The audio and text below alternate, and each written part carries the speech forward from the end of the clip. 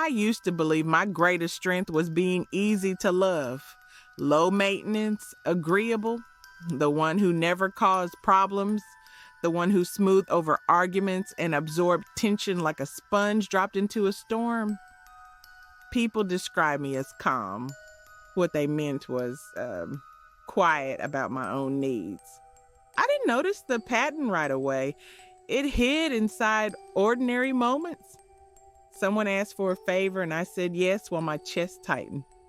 A friend crossed a line and I laughed it off. A coworker piled more work on my desk and I told them it was fine, even when I felt the slow burn of resentment crawling up my spine. Every yes felt like a tiny betrayal, but saying no felt dangerous. I think people pleasing begins long before we have a name for it. It begins in a place where love feels unpredictable, where approval arrives when you behave well and disappears when you don't. You learn to read the emotional weather forecast before anyone else does. You adjust yourself accordingly. You become adaptable, flexible, invisible, and people reward you for it. They trust you, depend on you, confide in you. But what no one sees is the quiet erosion happening beneath the surface. The way you start losing track of your own preferences. The way your voice becomes an echo of everyone else's expectations. Eventually, the cost becomes too high. For me, the turning point wasn't dramatic. There was no grand confrontation. Just a small moment where someone asked me to do something I didn't have the energy for. And I heard myself say, I can't. The room didn't explode. No one screamed. But inside me, alarms blared. My heart pounded like I had just broken a sacred rule. The guilt arrived immediately. It was loud, persuasive, familiar. It told me I had been selfish, that I had disappointed someone, that I needed to fix it before the damage became permanent. I almost did. But I waited. And as I sat with the discomfort, I realized something unsettling. The guilt didn't match the reality. The other person accepted my answer and moved on. The only one punishing me was me. That's when I began to understand that guilt isn't always evidence of wrongdoing.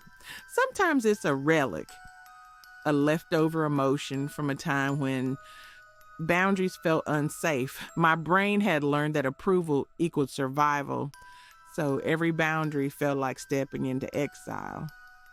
Once I saw that pattern, I couldn't unsee it. I noticed how often I volunteered when no one asked, how quickly I apologized for things that weren't my fault, how I filled silences with reassurances just to keep everyone comfortable. And slowly, I started experimenting with change, not dramatic changes, just small ones, pausing before answering, asking for time to think, letting someone else handle their own disappointment. Each boundary felt like walking through a dark hallway without a flashlight. My thoughts whispered worst-case scenarios. They'll think you're difficult. They'll stop liking you. You'll be alone. Sometimes people did react differently. Some relationships shifted. A few people seemed unsettled by the version of me who no longer said yes automatically. At first, I interpreted that discomfort as proof I was doing something wrong. Now I see it differently. When you change your role in a relationship, the entire dynamic adjusts. It's like moving a single piece on a chessboard and watching the rest of the game rearrange itself. The relationships built on genuine respect grew stronger. Conversations became more honest, and the people who only valued my constant availability began to fade into the background. The hardest part wasn't learning to set boundaries. It was learning to tolerate the emotional aftermath, the silence, the uncertainty, the urge to over-explain. I had to practice sitting with guilt without immediately trying to erase it, to remind myself the discomfort is not danger. that someone else's disappointment is not a personal failure. And over time, something inside me shifted. My yes became intentional instead of automatic. My kindness became sustainable instead of draining. My identity stopped revolving around approval and started anchoring itself in self respect. I still care deeply about people. That hasn't changed. But I've learned that people pleasing is not the same as compassion. Compassion includes yourself in the equation. Now, when guilt shows up, I listen to it, but I don't let it make my decisions. I ask myself a simple question: am I being honest with my limits?